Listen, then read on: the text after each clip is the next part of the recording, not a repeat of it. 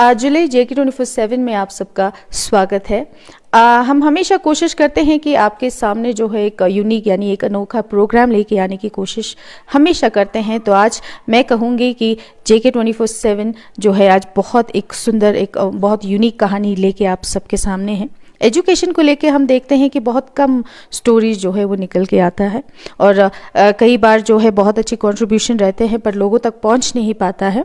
पर आज हम जवाहर नवोदय विद्यालय ले में हैं और बहुत सिर्फ लद्दाख के लिए नहीं, हम बोलेंगे पूरे नेशन के लिए बहुत अच्छी खबर है। जो बच्चे कोशिश कर रहे, जो बच्चे जिस दौर में जा रहे हैं और सबसे ज़्यादा इम्पॉर्टेंट साइंस के दौर में कितना इंटरेस्ट है और बच्चे कहाँ पहुँच रहे हैं, आज आपको हम यहाँ पे जो मेरे साथ बैठे हैं उनकी कहानी सुनाते हैं। तो सबसे पहले हम आप सबका इंट्रोडक्शन लेंगे। सबसे पहले आपका नाम। मेरा नाम दिस्क्यों नमग्याल है। मैं नुब्रा से हूँ। मैं जवाहर नवोदय विद्यालय में पढ़ता हूँ। मेरा नाम रिक्सन हामो है। मैं अभी 10th स्टैंडर्ड में JNV में पढ़ रही हूँ। मेरा नाम दिजिन छरोल है और मैं अभी 10th स्टैंडर्ड में हूँ जवाहर नवोदय विद्यालय में। जी, मेरा नाम संदीप सिंह पठानिया है। मैं यहाँ पे as a PGT physics job कर रहा हूँ जवाहर नवोदय विद्यालय लेह में। मेरा नाम मोहम्मद शाहिद है। मैं यहाँ PGT कंप्यूटर साइंस हूँ। जी, जवाहर नवोदय विद्यालय की अगर हम बात करें तो यहाँ से ऐसे प्रोडक्ट निकलते हैं जो हमेशा से जो है अच्छे अच्छे फील्ड्स में होते हैं। यहाँ के टीचर जितना मेहनत करते हैं ये सभी को मालूम है और जिस तरह से बच्चे यहाँ पे जब 6th स्टैंडर्ड में आते हैं तो बहुत बड़ी एक उम्मीद के साथ आते हैं। तो वो सच में जब आप 12th पास करते हैं तो आप देखते हैं कि बच्चे में कितना जोश, जज्बा या कुछ करने का जो है वो जज्बा हमेशा से रखते हुए नजर आए। और रिजल्ट की बात करें तो बहुत अच्छे रिजल्ट भी यहाँ देखे जाते हैं। तो ज़्यादा नहीं बोलूँगी, इन्हीं से बात करते हैं।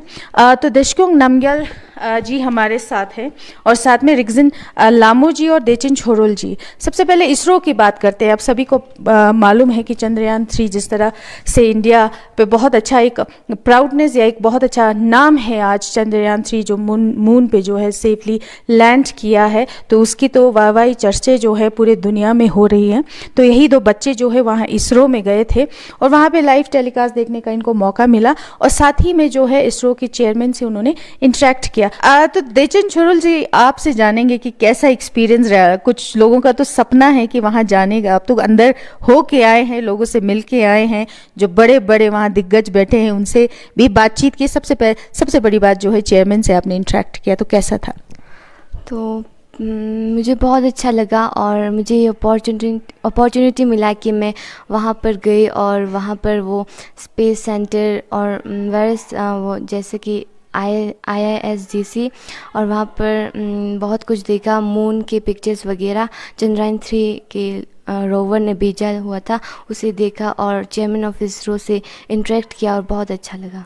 जी, लद्दाख से 2 बच्चे गए थे आप, तो हम समझते हैं कि किस तरह से जो है मेहनत आपका रंग लाया है, क्योंकि बहुत आसान नहीं है इस तरह से सिलेक्शन होना। तो चेयरमैन से क्या बातचीत हुई आपकी? वो चेयरमैन से बस चंद्रयान 3 के वो कैसे उन चंद्रयान 3 के बारे में क्वेश्चंस और इंडिया इसरो का नेक्स्ट लॉन्च जो कि आदित्य L1 है उसके बारे में डिस्कशन वो सब हुआ। जी, तो दर्शकों जो वही आपसे भी पूछेंगे कि चेयरमैन से इंटरेक्ट किया है, तो आपसे जानेंगे कि कितना कॉन्फिडेंस आ जाता है अपने आप में ही कि आपको कुछ कर दिखाने का भी जज्बा उतना ही ऊंचा हो जाता है। तो आपको कैसा लगा वहाँ जाके?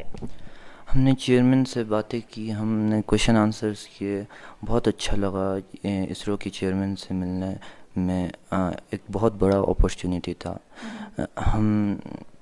हमने बहुत सारी चीज़ें देखी वहाँ पर और इसरो के चेयरमैन के साथ क्वेश्चन आंसर्स भी किए, बहुत सारी चीज़ों के बारे में पता भी चला। तो देचिन छोरोल जी आपने क्या सवाल पूछा? तो हमने पूछा कि गगनयान जो कि 2022 में लॉन्च होने वाला था वो अभी 2024 में लॉन्च होगा उन्होंने कहा, और वो अभी एक्सपेरिमेंट कर रहे हैं कि कैसे वहाँ पर क्या क्या होगा। जी, जी।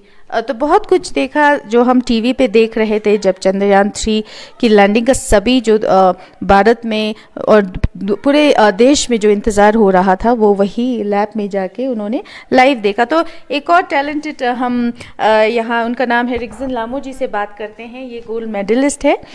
ये गए हैं इंटरनेशनल अर्थ साइंस ओलंपियाड में। सबसे पहले बहुत बहुत मुबारकबाद देते हैं चैनल की ओर से। तो आपसे भी जानेंगे कि आपका एक्सपीरियंस कैसा रहा। तो सबसे पहले ये भी कहेंगे कि आपका इंटरेस्ट जो है कैसे यहाँ साइंस में कैसे इंटरेस्ट हुआ?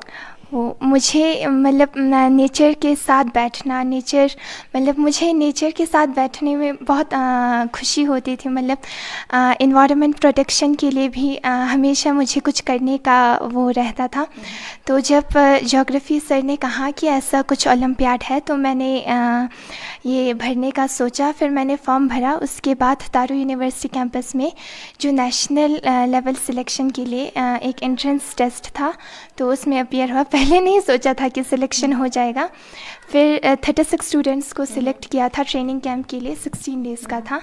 उसके बाद उस 36 स्टूडेंट्स में से 8 स्टूडेंट्स को नेशनल टीम में सिलेक्ट किया और बहुत खुशी हुई वहाँ। जी, जब आप वहाँ पहुँचे तो इतने सारे बच्चों में से आपका ही सिलेक्शन हुआ है, तो कंपटीशन कितना टफ था और गोल्ड मेडल लेना बहुत बड़ी बात है। तो किस तरह से आपने ये सब जो है मुश्किलें पार की? पहले तो इंडिया की टीम में सिलेक्ट होने में भी बहुत ज़्यादा कंपटीशन था। सिलेक्शन ऐसा हुआ कि हमें एक प्रेजेंटेशन बनाना था, एक पोस्टर बनाना था, एक स्लोगन बनाना था। फिर वो प्रेजेंट करने के बाद वहाँ से जो नेशनल जूरी थी वो हमें क्वेश्चन पूछते थे। तो उस टाइम पे लगा कि मतलब अच्छा गया अगर सिलेक्शन हो जाए तो। उस टाइम सिलेक्शन हो गया। उसके बाद जब इंटरनेशनल पे पहुँचे तो वहाँ पे 32 कंट्रीज़ के स्टूडेंट्स थे। फिर वहाँ पे कंपटीशन काफ़ी टफ था। जो DMT था वो डेटा माइनिंग टेस्ट, उसमें हमें वेबसाइट दिया गया था, रॉ डेटा दिया गया था। तो उससे यूज़ करके एनालाइज करके क्वेश्चन सॉल्व करना, मतलब कोई उम्मीद नहीं थी लेकिन आ गया। मैं बहुत खुश हूँ। जी, तो बहुत अच्छा इन्होंने कहा है। बहुत टफ था, फिर भी कहीं ना कहीं जो है बच्चों की जो मेहनत होती है वो ज़रूर रंग लाती है। और आपको ये भी बता दूं कि जो बच्चे आज यहाँ बैठे हैं, जो बच्चे बहुत बड़े बड़े स्थानों पे पहुँच रहे हैं, उनके पीछे जो है टीचर्स का बहुत बड़ा हाथ होता है। तो सर आपसे भी जानेंगे कि जब आप बहुत सारे मेहनत करते हैं तो जब वो रंग लाता है, आप बच्चों में देखते हैं, जो बच्चों में इनपुट डालते हैं, सिखाने की कोशिश पूरी करते हैं, तो जब इस तरह का रिजल्ट आता है तो कैसे लगता है आपको? मैम बहुत अच्छा लगता है। एक टीचर के लिए सबसे बड़ी उपलब्धि ये है कि जो उसके बच्चे हैं वो उस मुकाम पर पहुंच जाएं जिस मुकाम का उन्होंने सोचा है। क्योंकि बच्चा जब एक टीचर के पास में आता है वो एक एक्सपेक्टेशन लेके आता है कि मैं यहाँ से कुछ सीख के जाऊँगा, और जब बच्चा ऐसी अचीवमेंट लेता है ना, ये हमारे लिए बड़े गर्व की बात है। और मैं आपको और पूरे भारतवासियों को इसकी बधाई देता हूँ कि चंद्रयान 3 की सफल लैंडिंग हुई है और हमारे 2 बच्चे जो हैं इसके साक्षात गवाह बने हैं। मतलब इसरो जहाँ पे जाना एक इंसान के लिए सपना है, वहाँ पे ये दोनों बच्चे, अभी इनकी शुरुआत है। एक 10th क्लास का स्टूडेंट है, एक 9th क्लास का स्टूडेंट है, और अभी इनको इसरो का एक्सपोजर मिल चुका है।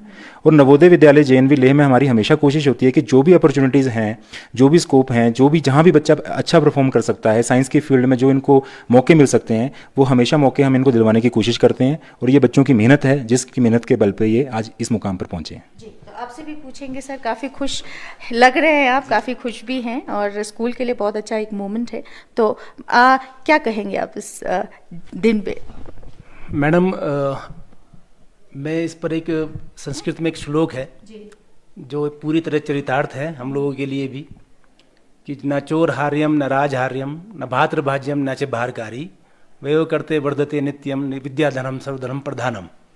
अर्थात जिसे ना वो विद्या, जिसे ना कोई चोर चुरा सकता है, ना कोई राजा हर सकता है, ना वो भारी है, और जितना हम किसी को देते हैं वो उतना ही इंक्रीज करता जाता है, बढ़ता जाता है।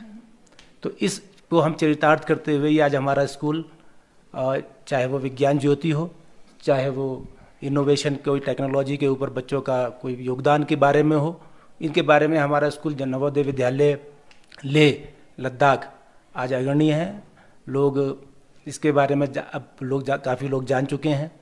और अभी हमारा आईलेट है, electronics and communication information and technology, उसमें भी हम लोग एक MOU करा रहे हैं अपने स्कूल के माध्यम से, जिसमें हमारे बच्चे वहाँ जाएंगे और हैंड्स ऑफ प्रैक्टिस करेंगे प्रैक्टिकली, कि देखेंगे कि रोबोटिक्स में किस तरह से काम होता है। और इलेक्ट्रॉनिक यानी हम साइंस के माध्यम से बच्चों को ये दिखाना चाहते हैं कि हमारा स्कूल भी साइंस के में अग्रणी है और इसका योगदान पूरे लद्दाख नहीं बल्कि पूरे भारतवर्ष को होगा, ये हमारी आशा है। इसका धन्यवाद जी। तो बहुत बहुत शुक्रिया बात करने के लिए। तो काफ़ी अच्छा लगा, क्योंकि जब इस तरह के टीचर्स हो तो बच्चे तो ज़रूर जो है वो कलरफुल, एक कहते हैं ना, जो नाम रोशन करते हैं। जब इस तरह के मेंटर्स हो, जब इस तरह के टीचर्स हो, जब इस तरह के जो है यहाँ पे जो ज्ञान दिया जाता है तो बच्चों को किस तरह से अपलिफ्ट कर सकते हैं, तो आप देख ही सकते हैं। तो आपसे जानेंगे दोबारा कि आप अपने हम उम्र यानी अपने क्लासमेट्स यानी आपके बराबर जो फ्रेंड्स हैं उनको क्या कहेंगे, क्योंकि हम कहते हैं ना कि अब तो चांद पे भी पहुंच गए हैं, कुछ भी ऐसा नहीं है जो इम्पॉसिबल है, तो सब कुछ पॉसिबल है। तो आप क्या कहेंगे? पहले तो मैंने युविका का फॉर्म दिया था, तो वहीं सेलेक्ट हुई थी, जो कि देहरादून IIRS वहाँ पर हुआ था हमारा कैंप। तो वहीं से हम दोनों को सेलेक्ट किया गया और बेंगलोर जाके वो चंद्रयान-3 की लाइव टेलीकास्ट देखने का मौका मिला। तो मैं अपने जूनियर्स को यही कहूँगी कि युविका का फॉर्म भरिए। ये बहुत अच्छी एक्सपोजर है कि हम अपने फ्यूचर और करियर में कौन से राह पर हम वहाँ पर जा सकते हैं। जी, तो आपसे भी वही सवाल करेंगे, क्या आप कहेंगे आप, क्योंकि आजकल ऐसा हो गया, जब आप मेहनत करते हैं, जब आपको सीखने की चाह जब रखते हैं तो कुछ भी नामुमकिन नहीं है। तो आप क्या कहेंगे अपने क्लासमेट्स या जूनियर्स या फ्रेंड्स को?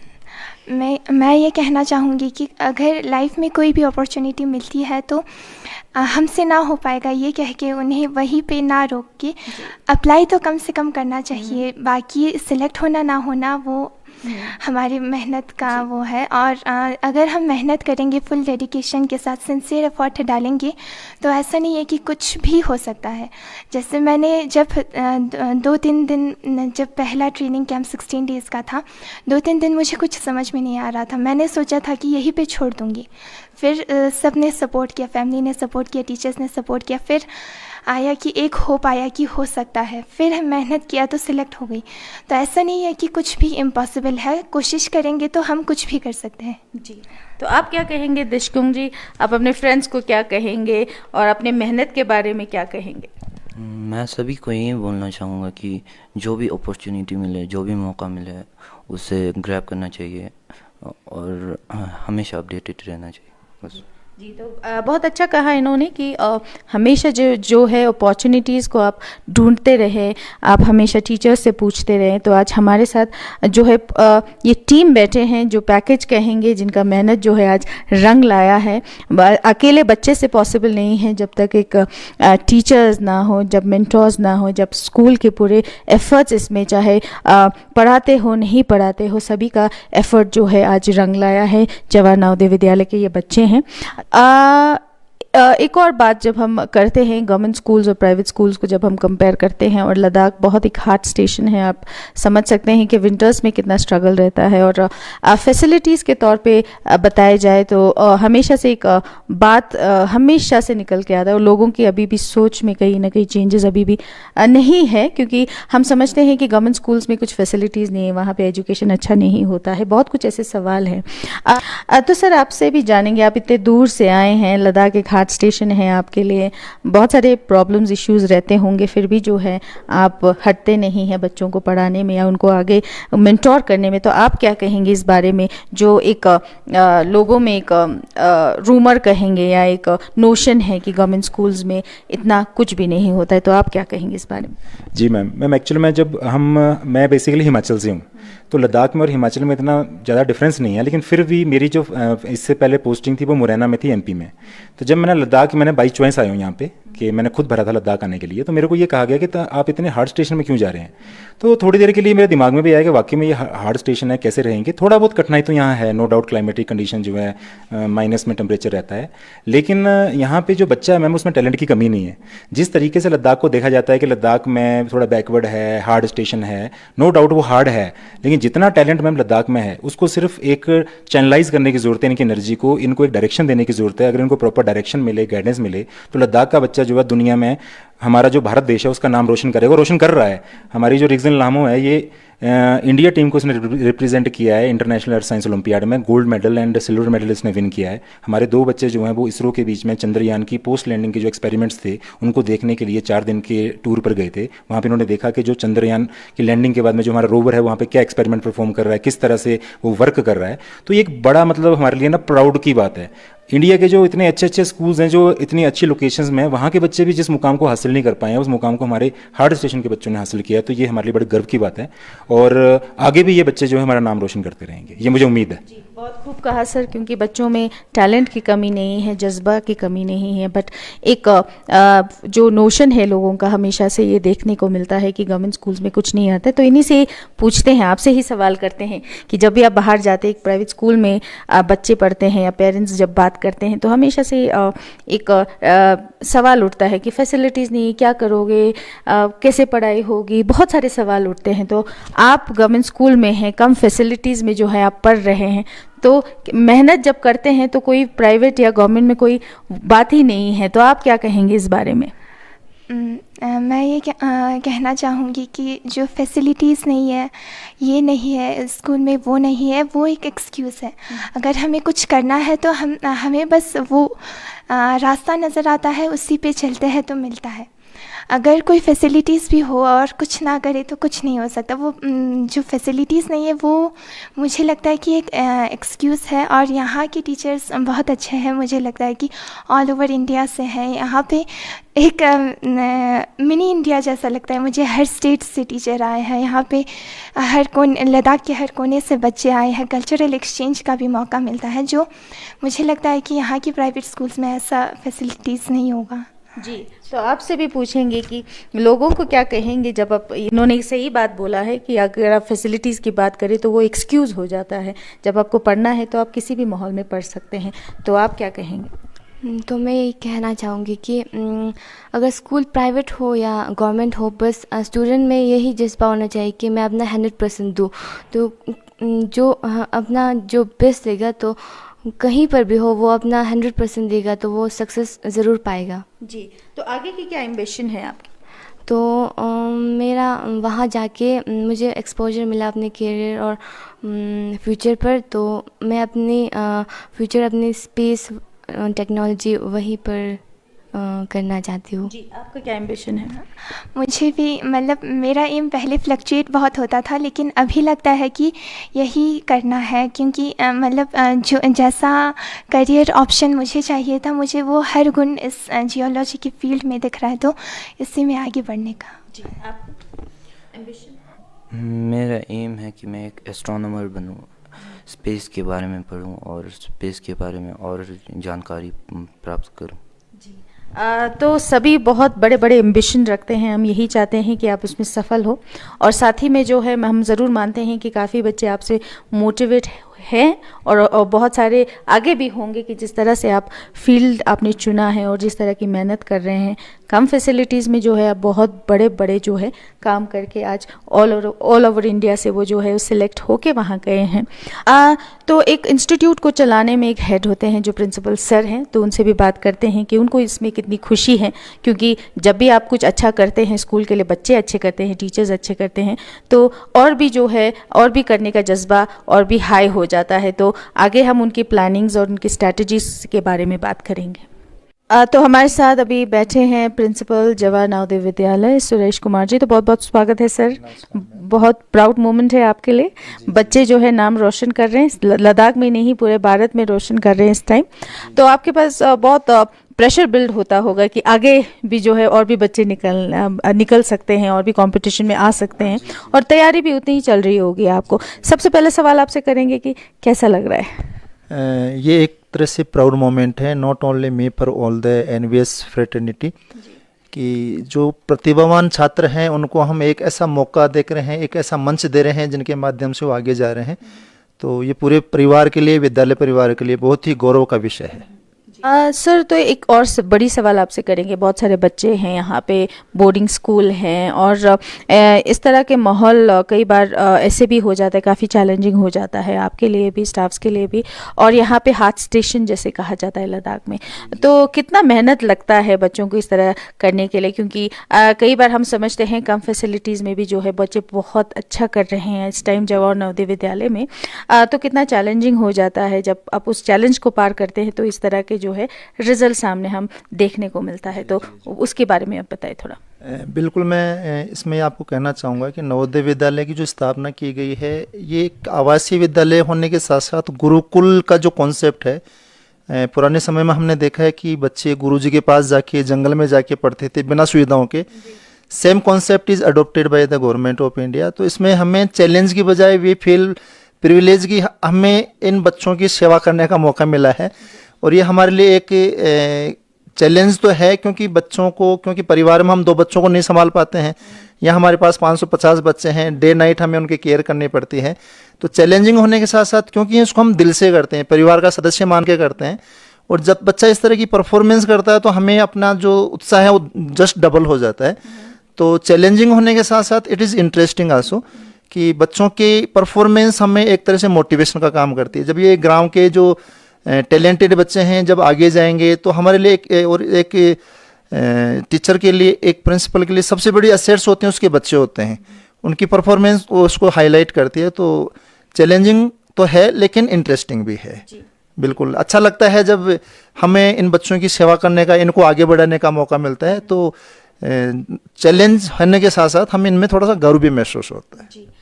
तो सही कहा आपने, क्योंकि इतने सारे बच्चों को देखना आसान नहीं है, पर एक परिवार की तरह जब आप बच्चों को देखते हैं तो चैलेंज भी बहुत आसान लग जाता है। तो सर आपके आगे के प्लान्स क्या है स्कूल के? अभी भी बच्चे जो है काफ़ी बड़े बड़े प्लेटफॉर्म्स पे आपके बच्चे जा रहे हैं, इंडिया को रिप्रेजेंट कर रहे हैं, तो आगे के क्या क्या और आप इनिशिएटिव्स लेते हैं स्कूल में, ताकि जो है बहुत सारी चीज़ों का पहले ये भी मानते हैं कि अवेयरनेस नहीं होता है, क्या बढ़ना है क्या नहीं बढ़ना है, तो इस चीज़ पर कैसे काम करते हैं और आगे की क्या इनिशिएटिव्स है आपके?